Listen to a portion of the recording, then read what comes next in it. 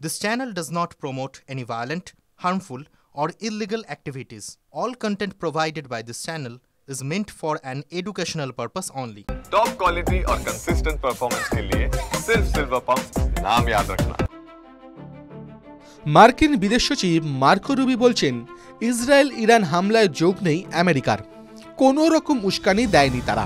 যখন আমেরিকাকে এই সংঘাত থেকে দূরে টেনে আনতে চাইছেন রুবিও, ঠিক সেই আবহে ট্রাম্পের গলায় শোনা যাচ্ছে অন্য সুর।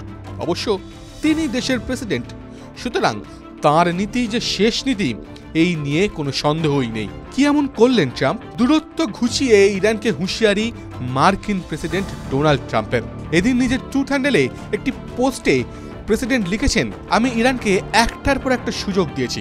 ইতিমধ্যে সেই দেশে মৃত্যু মিছিল দেখা গিয়েছে, ধ্বংসস্তূপে পরিণত হয়েছে রাজধানী, কিন্তু এই হানাকে রোখার জন্য তাদের কাছে এখনও সুযোগ রয়েছে। ট্রাম্পের সংযোজন, পরবর্তী আক্রমণগুলি আরও নৃশংস হবে।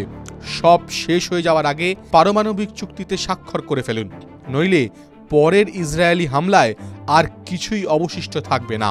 ইসরায়েলি হামলায় ইতিমধ্যেই নিহত হয়েছে সেদেশের রেভলিউশনারি গার্ডের প্রধান বা সেনা প্রধান হোসেন সালামি।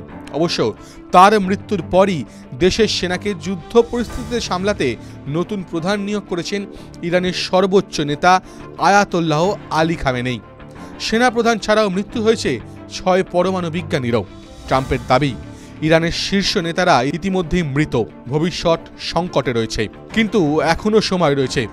চুক্তির পথে হাঁটুন। TV9 Bangla digital.